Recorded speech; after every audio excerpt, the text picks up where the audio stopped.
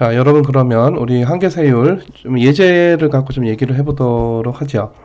자, 그 회사 A가 있는데 자 이제 그 과세 대상 소득 요게 아까 얘기했던 법인세 차감 전 순이익이 되겠습니다. 그래서 영업이익에서 이자까지 주고 남은 그 이익이 되겠는데요. 여기에 법인세가 매겨지고 그리고 나서 나머지는 단기 순이익이 돼서 그건 다 주주 몫이 되는 것이죠.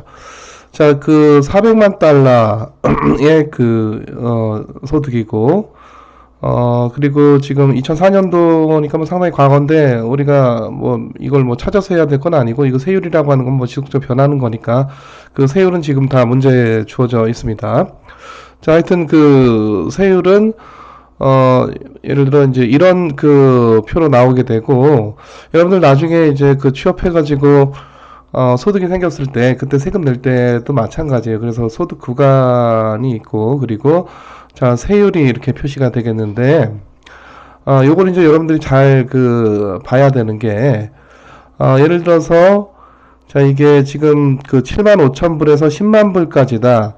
근데 내가 만약에 그 소득이 8만 불이다. 뭐 8만 불이 굉장히 많은 거죠.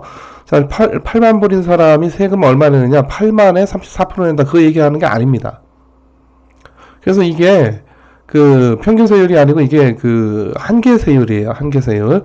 자, 이게 한계 세율이다라는 의미는 자, 이 문제를 우리가 다시 보면서 얘기를 하도록 하죠. 그래서 회사가 지금 그 과세 대상 소득이 그 400만 불이고 자, 세금이 이제 얼마 내야 되는가 하는 것이 문제고 그래서 지금 이 회사가 지금 직면하는 평균 세율과 한계 세율은 얼마냐? 요게 그 문제고요. 물론 이제 미국의 법인세는 이제 제도적으로, 이건 뭐 지금 우리 코스에서 다뤄야 되는 뭐 중요한 문제는 아니지만은, 그 연방정부에 내는 법인세가 있고 또 주정부에 내는 법인세가, 있겠습니다. 이건 그냥 여러분 참고로 알고 계시고. 자, 그래서 이 표를 보시겠어요. 그래서 400만 불이면은 여기에 속하는, 이 구간에 속하는 거잖아요. 33만 불에서 1000만 불. 1000만 불 맞죠? 1000만 불 사이에 400만 불이니까, 내가 아까 얘기했듯이 400만 불에 34% 낸다. 이런 얘기가 아닙니다. 자, 어떻게 하느냐? 400만 불 중에서 5만 불까지는 얼마를 내고 15%를 내고 15%를 내고 그리고 다시 또 5만 불을 넘어서 추가로 2만 5천 불이죠. 추가로 2만 5천 불까지는 또 얼마를 내고 25%를 내고 2만 5천 불이라는 거는 이 차이가 2만 5천 불이기 때문에 자 400만 불은 여기 있어요. 그쵸? 자 그래서 이걸 다 거쳐서 400만 불이 될 텐데 자 다시 자 5만 불까지는 15%를 내고 그거를 넘는 7만 5천 불까지는 그 2만 5천 불에 대해서 25%를 내고 또 7만 5천 불을 넘어서 또 2만 5천 불 추가되는 7만 5천 불을 넘어서 10만 불까지 또 추가적인 2만 5천 불에 대해서 또 34%를 내고 좀 복잡하죠. 이게 여러분들 아마 조금 그 중고등학교 때 생각해 보시면은 사실 이게 한계세율 이하로 적분하는 거랑 마찬가지 얘기가 되겠어요. 자 그리고 또 그래서 10만 불을 넘는 34만 5천 불까지는 또 39%를 내고 또 34만 5천 불을 넘는 이제 800만 불이니까 800만 불까지 그만큼 얼마를 34%를 낸다 이런 얘기입니다. 그래서 이게 평균 세율이 아니고 뭐다? 한계세율이다. 한계세율이다. 자, 그래서 이와 같이 이 기업이 내야 되는 세금은 이와 같이 계산해야 되겠습니다. 5만 불에 15%, 5만 불을 넘는 2만 5천 불에 대해서 25%, 자, 7만 5천 불을 넘는 2만 5천 불에 대해서 34%, 또 10만 불을 넘는 33만 5천 불에 대해서 39%, 그리고 400만 불, 네, 미안합니다. 800만 불이 아니라 400만 불이죠. 400만 불, 34만 5천 불을 넘는 400만 불에 대해서 얼마? 34%. 그래서 총 계산을 해보면 이건 뭐 곱하기 더하기만 하면 되는 거니까 136만 불이 됐어요. 그래서 이 기업이 내야 되는 이 법인세는 136만 불이고, 자, 그래서 이 기업이 처하고 있는 한계세율은 소득이 여기에 있기 때문에, 과세 대상 소득이 지금 34만 5천 불에서 어디, 그 1000만 불 요 사이에 있기 때문에 34%가 뭐가 된다? 34%가 바로 한계세율이 되겠고요. 한계세율이 되겠습니다. 뭐가? 이 34%. 34%가 한계세율이 되고, 자, 또 하나는, 자, 평균세율은요, 평균세율은 결국 그래서 내가 총액 400만 불 중에서 얼마를 세금 내냐 이겁니다. 이게 평균 개념이죠. 그래서 계산해봤더니 이게 또 우연히 34%가 됐어. 이게 항상 일치하는 게 아니고 이건 우연히 그렇게 된 거예요. 그래서 자 지금 이 문제의 답은 136만 불을 내야 된다는 거고 평균 세율 34%, 한계 세율 34%인데 지금 34%가 동일한 거는 그냥 우연의 일치다. 우연의 일치다. 자 다시 한번 지금 한계 세율은 왜 34%라고요? 요 구간에 지금 400만 불이 어디에 요 구간에 속해져 있기 때문에 요 400만 불 지금 여기서 우리가 그 1달러 더 늘어날 때 적용된 세율이 얼마입니까? 34%죠. 요게 바로 얼마다? 한계 세율이다. 한계 세율이다. 자, 그 다음으로 요 세율 보면은 이 양상이 어때요? 보통 우리나라에서 개인 소득세 같은 경우에는 이 한계 세율 보면은 요게 소득이다. 소득이면은 요게 소득이 커질수록 이제 커질수록 세율이 어떻게 됩니까? 이게 커지죠. 이게 커져요. 그래서 이른바 이런 세율을 뭐라고 한다? 노진세율이라고 한다. 노진세율. 이 경제학적으로는 이게 별로 좋은 세율이 아니에요. 왜냐하면은 추가적으로 소득을 더 얻을 수 있도록 노력을 촉진하는 세율 제도가 아니죠. 왜냐하면은 자기가 소득을 더 얻으면 얻을수록 세율이 더 높아지기 때문에 오히려 그 노동하고자 하는 그 의욕 자체를 꺾을 수 있는. 그래서 경제학적으로는 차라리 이 소득에 대해서 차라리 세율 자체가 내려오는 게 더 이 노동 의욕을 더 촉진시키는 세율이다. 이렇게 볼 수가 있겠습니다. 뭐 그럼에도 불구하고 뭐 항상 우리가 뭐 세상 모든 게 다 경제학대로 돌아가는 거는 아닌 거니까 어느 나라나 뭐 우리나라 포함해서 다 그 누진세율을 채택을 하고 있는데 자 이와 같이 누진세가 아닌 이렇게 떨어지는 세율 체제 하에서도 그럼 이렇게 세율이 낮아지면은 돈 많이 버는 사람이 돈 적게 버는 사람보다 세금을 더 적게 내는 거 아닙니까? 그렇지가 않아요. 그렇지가 않은 게 지금 이 세율이라고 하는 게 이거 자체가 아까 얘기했듯이 뭐기 때문에 한계 세율이기 때문에 돈 많이 버는 사람은 그 이전에 있는 그 모든 세율을 다 거쳐서 여기까지 오는 겁니다. 그래서 이 돈 많이 버는 사람이 세율이 떨어지면 이와 같이 그 누진세율과 반대로 세율이 하락하게 되면은 이거 굉장히 불공평한 거 아니냐. 오히려 돈 많은 사람이 세금 더 세율 예를 들어 여기가 15%고 여기가 3%면은 돈 많은 사람은 뭐 3%밖에 안 되는 거 아니야? 그게 아닙니다. 자, 이게 한계 세율이기 때문에 자, 어느 소득까지는 15%고 또 어느 소득까지 또 몇 프로고 또 어느 소득까지 몇 프로 그래서 어디까지 그 돈 많은 사람이 있는 소득까지 3%까지 내려오게 돼서 그 세금을 다 내는 거죠, 사실상. 이거를 자, 돈을 적게 버는 사람은 요만큼만 내게 되는 거고 자, 누진세에서도요. 소득이 만약 여기 속한다 그러면은 이게 만약에 뭐 예를 들어서 15%다. 그러면 이 금액에다가 15% 곱하는 게 아니에요. 어떻게? 자, 제로가 있을 텐데, 자, 제로에서부터 어떤 특정 소득까지는 이 세율로 내고, 또 특정 소득까지는 이 세율로 내고, 어떤 특정 소득까지는 이 세율로 내고, 자, 요 소득까지는 이 세율로 내는 거니까, 사실 요 밑에를 적분한 거. 그래서 제가 아까 적분한 거라고 그랬었죠. 요 밑에를. 적분한 거. 요게 바로 뭐가 된다? 내는 세금이 된다. 우리가, 자, 한계 하면은 미분이죠. 그 역은 뭡니까? 적분이죠. 그래서 사실, 개념적으로는 그렇다.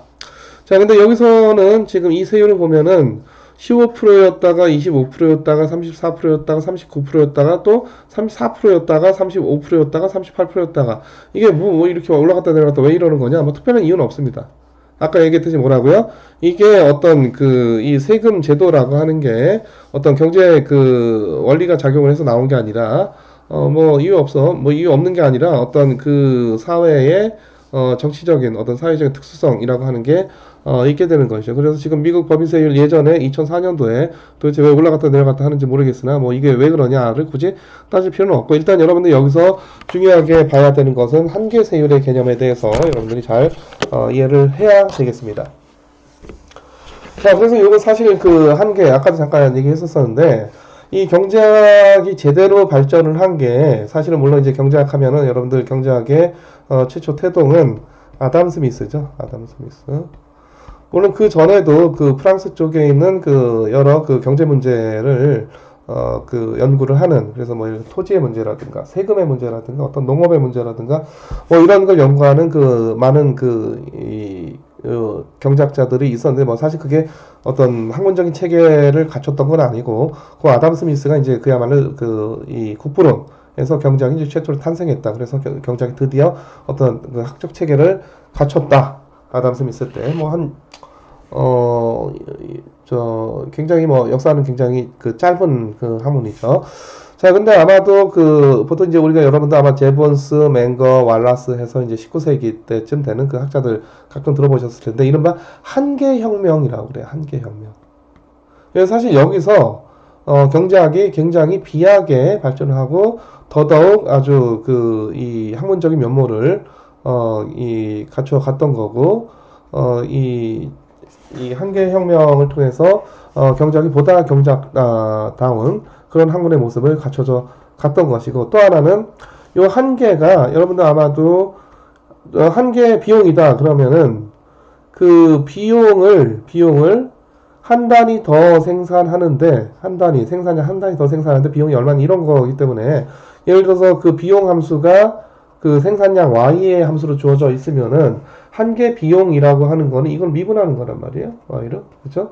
그래서 우리가 마지널 코스트다. 이렇게 부르게 되는데 자, 그래서 이때부터 사실 경제학의 그 수리적인 그 수학적인 그런 그 접근법들이 많이 나오게 되는 거고 그래서 지금 왈라스라든가 이런 사람들의 책이나 논문들을 보면은 이게 뭐 사실 굉장히 어떤 수학적인 그런 표현들이 굉장히 많이 있기 때문에 언뜻 보면은 이게 무슨 수학 논문인지 뭐 의용 수학 논문인지 경제학 논문인지 잘 알아보기가 어려울 정도로 굉장히 한계 학파 이른바 한계 학파가 되겠는데 한계 혁명을 이룬 한계 학파가 굉장히 그야말로 경제학다운 경제학의 모습을 갖출 수 있게끔 하면서 그때부터 사실 이제 수학적인 기법들이 많이 경제학에 들어오게 되는 거죠. 그럼에도 불구하고 여러분들 수학 좀 잘 못한다고 해서 경제학 못하겠다.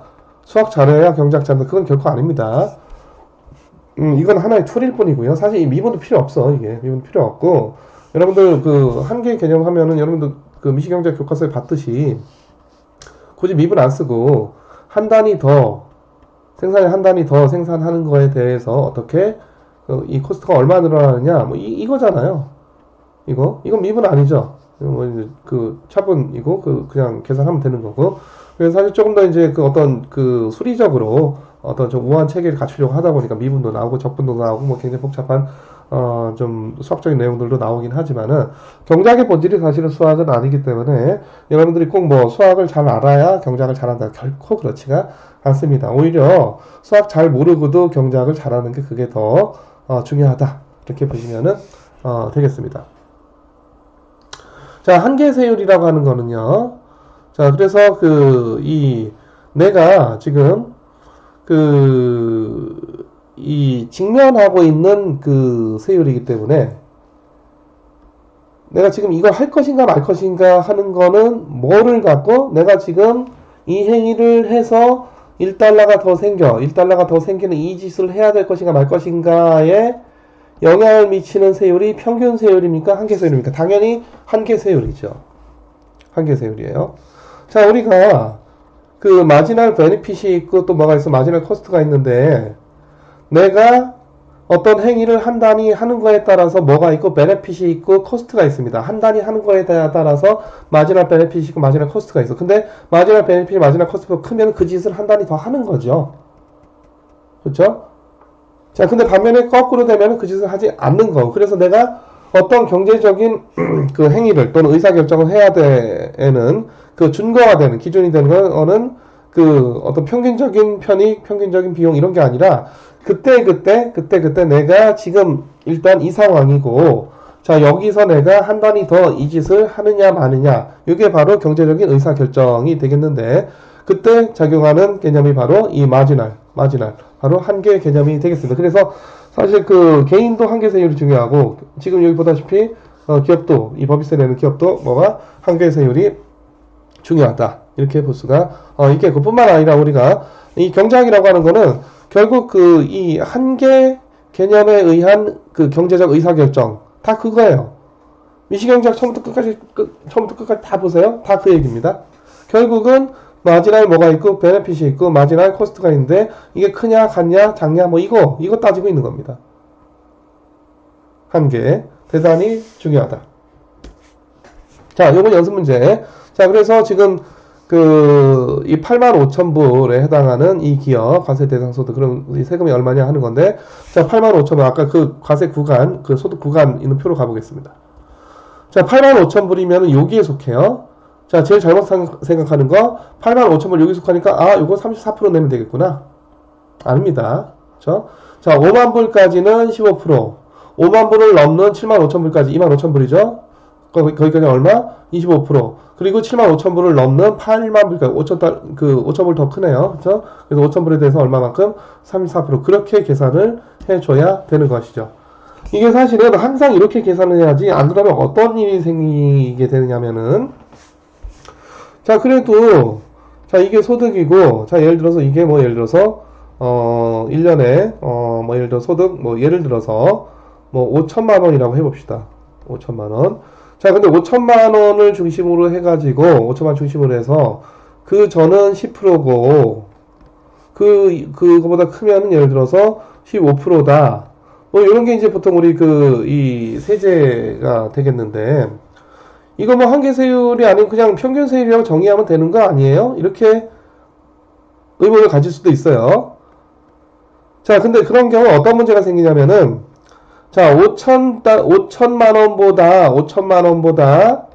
1원 적은 사람은 세금 얼마 냅니까? 대충, 뭐, 1원 차이가 좀 빠졌지만은, 얼마? 500만 원, 5천만 원에 얼마? 500만 원 내겠죠? 자, 근데, 5천만 원보다 1원 작은 사람이 있는데, 5천만 원보다 1원 큰 사람. 이 사람 세금 얼마 내요? 얼마 낸다? 750만 원 내. 750만 원. 무려 얼마가 차이가 나?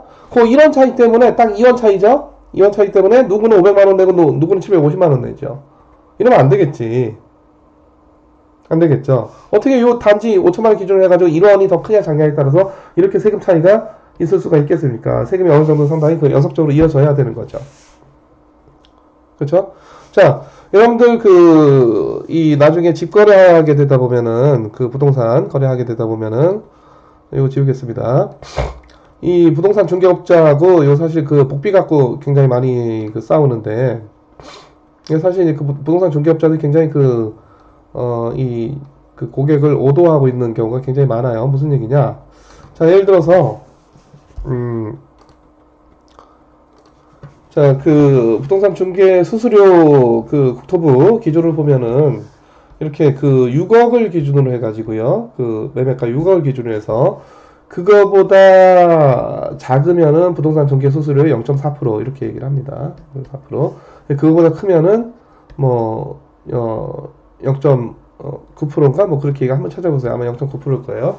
자, 근데 요게, 뭐 수수료율은 수수료율인데, 이게, 예를 들어서 집값에다 그대로 곱해라 그 얘기가 아닙니다. 다시 말해서 이게 일종의 한계 개념. 무슨 얘기냐? 그러니까 여기 지금 9억짜리 집을 사는 사람은 이 부동산 중개업자랑 굉장히 많이 싸워야 되는데, 중개업자가 9980에 810만 원 달라고 해요. 0.9%잖냐고. 6억 기준으로 해서 그 전에 0.4% 그거 나오면은 0.9%라고 업자가 부동산 중개업소가 박박 우기는 거죠. 그러면은 잘 모르면은 사실 이제 9억에 그런가 하고 810만, 거의 1000만 원을 부동산 복비로 내게 되는 건데, 이 주장이 굉장히 잘못된 게, 자, 아까는 마찬가지 얘기입니다. 6억보다 1원 빠지는 집은 얼마네요? 대충 한 240만 원 정도 내겠죠. 그렇죠? 그럼 6억보다 조금 1원 더 비싸. 1원 더 비싸. 그 얼마 내고 싶다. 540만 원 내? 아니, 어떻게 2원 차이 때문에 이렇게까지 차이가 납니까? 그럴 수는 없는 거죠. 그래서 이게 사실 한계 개념이 돼야 돼. 한계 개념이. 그래서 9억짜리 집이다 그러면은 6억까지는 얼마가 되고 0.4%가 되고, 그거 넘는 뭐에 대해서 3억에 대해서 뭐가 돼야 돼? 0.9%가 돼야 돼. 그럼 여기 6억까지는 64, 24, 240만 원이 되고, 이거 얼마 넘었어요? 지금 6억에서 9억까지? 3억 넘었지? 3억에 0.9%니까 3억? 얼마죠? 3억 270만 원. 270만 원. 그래서 얼마? 이게 510만 원이다. 이게 맞아요. 810만 원이 아니라 510만 원이 맞다고. 이렇게 돼야 여러분들 계산해보면 알겠죠? 6억보다 1원 빠질 때랑 6억보다 1원 조금 더 클 때가 거의 얼마가 된다? 240만 원 연속적으로 이어지게 되겠죠. 240만 원보다 이쪽은 조금 빠질 거고, 이쪽은 조금 더해질 거고. 그래서 이런 것들이 사실 이제 한계 개념이 없으면은 자칫 이게 속을 수도 있고, 그래서 부동산 중개업자들은 이거를 알면서 속이는 건지, 아니면은 뭐 자기들도 한계 개념을 몰라가지고 이렇게 무대뽀로 9억짜리 집에 대해서는 0.9% 해서 87만 원 달라고 하는 건지는 모르겠습니다. 하지만 국토부가 제시하는 수수료율이 합리성을 가지려면은 이와 같이 이 거래 가액별로 이제 다 이 수수료율이 다 정해져 있는 건데, 6억, 이제 보통 이제 지금 뭐 서울시 집값 생각하면 이제 6억 같은 데는 굉장히 중요한 크리티컬 포인트가 될 텐데, 하여튼 그 전은 0.4%, 그 이후는 0.9% 얘기를 하지만, 요것도 그 금액에다 그대로 0.4%, 그 금액에 0.9% 곱해라, 그게 아니라 한계 개념으로 생각을 할 필요가 있겠다. 그래서 요게 방금 전에 봤던 한계세율을 또 응용해서 여러분들이 생각을 해볼 수가 있겠습니다. 자, 이제는 현금 흐름이 되겠는데, 자, 그래서 지금 앞서 얘기했듯이, 재무제표에서 대차 대조표가 있고, 손익계산서가 있고, 또 뭐가 있다? 현금 흐름표가 있습니다. 현금 흐름표. 그래서 이 현금 흐름은 그야말로 현금을 훨씬 더 집중을 하는, 그런 이 표가 되는 거고, 요 손익계산서에 아까 얘기했던 어떤 감가상각비의 문제라든가, 또는 어떤 발생주의의 문제라든가 뭐 등등 이런 것들 때문에 이 손익계산서에 정확하게 캐시플로우의 문제를 정확하게 그려내기가 어려운 거죠. 그래서 또 하나 장부가 뭐가 있다? 현금 흐름표가 있다. 현금 흐름표가 있다. 자, 근데 요 현금 흐름표도요, 이제 우리가 다음 장에 또 이걸 갖고 얘기를 할 텐데, 이것도 현금 흐름에 대해서 아주 완벽하게 묘사를 하는 건 아니다. 그래도 현금 흐름에 관한하는 이 대차대조표는 전 현금 흐름과는 무관한 거고, 왜냐면은 이거는 그냥 재산 상태, 각 자산들이 뭐가 있고 어떻게 조달이 됐고 이거 나타내는 거니까 뭐 돈이 들고 나는 거하고 전혀 무관한 그런 게 대차대조표고, 손익계산서가 바로 이제 그런 유량 변수인데 현금 흐름을 제대로 잘 포착을 못하기 때문에 현금 흐름표를 작성하지만, 그럼에도 불구하고 이 현금 흐름표가 기업의 어떤 실질적인 또 본질적인 그런 현금 흐름을 아주 컴플리트하게 완벽하게 잘 포착을 한다. 꼭 그거는 아니다. 그건 아니다. 자, 우리 요식 좀 중요하게 봐야 되겠습니다. 자산으로부터 현금 흐름이다. 자산으로부터 미안합니다.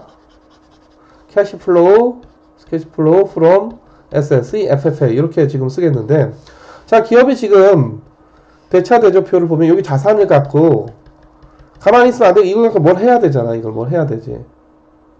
나도 자산에 뭐가 있으면은 그냥 돈으로 들고 있는 게 아니라 이거는 뭐 채권 투자도 하고 주식 투자도 하고 뭐 개인도 뭐 사업도 한번 해보고 뭐 등등등.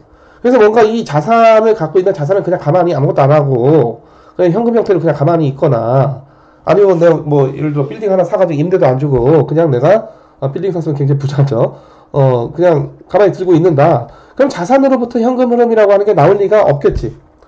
그러면은 그런 개인이 부자가 될 수는 없죠. 이 자산을 들고 있으면 자산으로부터 뭐가 현금이 들어와야 돼. 대표적으로 내가 부동산 빚어줬으면 전월세에 들어와야 될 거 아니야, 이게.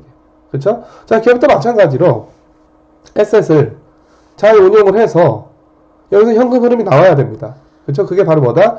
자산으로부터의 현금 흐름이고, 하나 중요한 거는 자산으로부터 현금 흐름이 생기면 이쪽 차변 쪽이죠. 이거 어떻게 됩니까? 대차대조표를 생각을 하면은 결국 이 현금 흐름이 누구한테? 채권자한테도 줘야 되고 누구한테? 주주한테도 줘야 되고 배분이 되는 겁니다. 자, 그래서 보다시피 자산으로부터 현금 흐름은 채권자로 일부 배분되고 나머지는 어디? 주주로 배분이 된다. 그런 식이에요, 이게. 그런 식. 자, 그래서 요거를 이제 뒤에서 계산을 해보면은 결국 앞서 우리가 봤던 기업 사례를 갖고 보면은 이 자산으로부터의 현금 흐름 계산해보고, 채권자로의 현금 흐름 계산해보고, 또 주주로의 현금 흐름 계산해보면은 이 후자 두 개의 합이 어떻게 이 CFFA하고 같다라고 하는 것을 볼 수가 있겠고, 그게 우리가 대차대조표를 생각을 하면은 당연한 얘기죠. 당연한 얘기야. 자, 개인도 마찬가지입니다. 개인도. 자, 내가 예를 들어서 자기 자본이 있어요. 그리고 남한테 돈 좀 빌려. 그래서 뭐 예를 들어서 여러 가지 자산을 샀어. 여러 가지 자산을 샀어요. 자, 근데 자산을 운용을 해야 되겠지. 이게 매니지먼트를 해야 되는 거죠. 가만히 홀딩하고만 있으면 아무것도 안 나올 거고. 자, 그래서 여기서 이걸 잘 운용을 해서 자산으로부터 뭐가 생긴다? 현금 흐름 스윙 FFA가 생긴다. 자, 그러면은 그 생긴 거는 가만히 있는 게 아니라, 내가 다 먹는 게 아니라, 누구한테 줘야 돼? 이거 돈 빌려준 사람한테도 줘야 되고, 나도 먹는 거고. 그래서 채권자한테도, 그러니까 부채 자본을 제공한 자한테도 줘야 되고, 내 자본한테도 내가 가져갈 몫이 있어야 되는 거고. 뭐 당연히 그런 거죠. 그래서 자, 지금 여기 이제 채권자라고 하니까 여기 이 대차대조표의 부채 쪽에 보면 뭐 채권도 있고 CP도 있고 뭐 은행 대출도 있고 등등 여러 가지가 다 있겠는데요.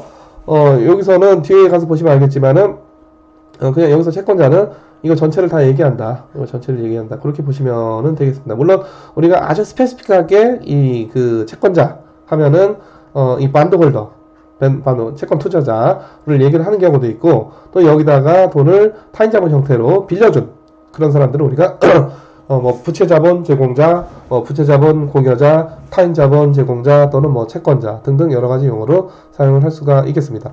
자, 그러면은 결국 CFFA라고 하는 이 자산으로부터 현금으로 어떻게 계산해야 되느냐 문제인데, 세 가지를 계산을 해야 되겠습니다. 세 가지. 하나는 뭐고? 영업 현금 흐름이고, 다른 하나는 자본 지출이고, 하나는 순운전 자본 증가고. 자, 이걸 여러분들 지금 개념적으로 이거 플러스 마이너스 이렇게 되어 있는데,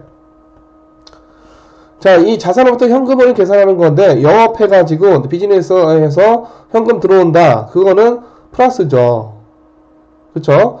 자, 자본 지출은 뭐냐면은, 말이 좀 어려운데, 이걸 보통 우리가 캐피탈 익스펜디처 또는 카펙스라고 해가지고, 공장기계 설립하는 거예요. 투자하는 거죠. 기업이 투자하는 거죠. 그래서 우리가 나중에 이 기업의 이 캐피탈 버지팅, 자본 예산 의사결정에 대해서 다시 또 자세히 공부를 하게 될 건데, 자본 지출을 하게 되면 이거 투자한다는 얘기거든? 그러면은 공장기계 설비를 산다는 얘기죠. 그러면 캐시가 어떻게 되겠어? 나갑니다. 나가니까 마이너스. 자, 순운전자본은 저희도 얘기했지만, 순운전자본은 유동자산에서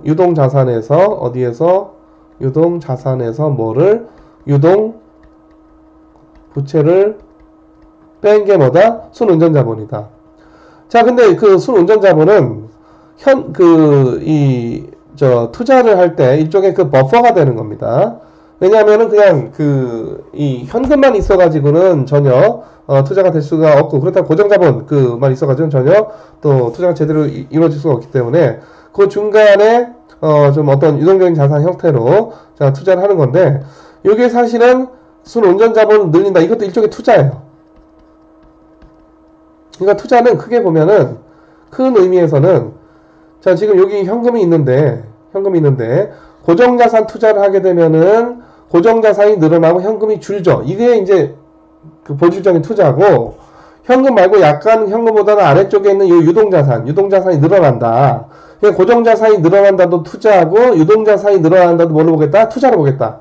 투자를 보는데 요거는 넓은 의미의 투자고, 요건 나중에 다시 얼마든지 뭘로 현금으로 쉽게 회수가 되는 겁니다. 반면에 이 고정자산 투자는 앞서도 얘기했지만 현금으로 쉽게 투자를 다시 물릴 수가 있다 없다? 투자의 비가역성이죠. 투자의 비가역성. 그래서 본질적인 투자는 자본 지출하는 거 이거 얘기하는 거고, 순운전자본 투자는 순운전자본 늘리는 건데, 자 이거는 요거를 좀 넓은 의미의 이 투자로 보게 되는 거고, 그거는 이 자본 지출을 할 때 순운전자본을 늘리는 게 필요해요. 나중에 우리가 자본주의에서 공부하게 되겠지만, 그렇게 봤을 때 이게 본질적인 투자는 아니지만 이것도 투자라고 본다면 현금 늘리는 게 아니고 현금 외에 다른 자산 늘리게 되는 거니까, 그렇게 본다면 이것도 우리가 결국 CFF에 어떻게 돈이 나가는 거다. 그래서 이런 관계를 갖고요. 자, 그럼 하나씩 좀 계산을 해보겠습니다. 자, 일단 자본 지출이라고 하는 거는, 이거는 내가 올해 투자를 얼마나 많이 했느냐 이 문제인데, 올해가 T년이라고 할까요? T년에 뭐랑 이 기업의 고정자본이 있을 거예요. 고정자산 차변에 있는. 그럼 T-1년도에도 고정자산이 있겠죠. 그래서 전년도에 비해서 얼마 늘어났냐 요거 따지면 되겠지. 기본적으로 이겁니다. 내가 올해 투자를 얼마 했느냐를 따지려면은 작년에 고정자산이 예를 들어서 뭐 그 100억 원어치였는데 올해 고정자산이 120원이다. 그럼 내가 올해 20억 원어치에 투자를 한 거란 말이죠, 일단. 근데 단순히 이렇게 계산이 안 되고 여기 하나 더 붙게 되는데 자, 이게 그 고정자산에서 뭐가 깎여버리기 때문에 감가상각 요거를 고려해줄 필요가 있는 거죠. 그쵸? 자, 그래서 감가상각 없으면 그냥 우리가 두 개 년도의 고정자산 차이를 계산하면 되겠지만 감가상각이 있기 때문에 감가상각 된 부분이 있기 때문에 우리가 이거를 고려를 해서 자본지출을 이와 같이 계산을 하겠고요. 자, 영업현금 흐름은 이 오퍼레이팅 캐피탈 이제 OCF 이게 굉장히 중요한 개념이 나중에 계속 나오게 될 텐데 자, 요거 계산하는 거는 계속 얘기를 하도록 하겠습니다. 자, 그래서 이 기업에 대해서 지금 CFFA를 한번 우리가 계산을 해봐야겠는데요. 자, 지금 이거를 계산하려면 일단 대차대조표, 이거 대차대조표죠. 이건 뭡니까? 손익계산서. 그렇죠? 이 두 개 다 있어야 돼. 두 개 다 있어야 돼서 자, 영업현금 흐름은 자, 지금 여기 정의가 나와 있죠. 어떻게 계산한다?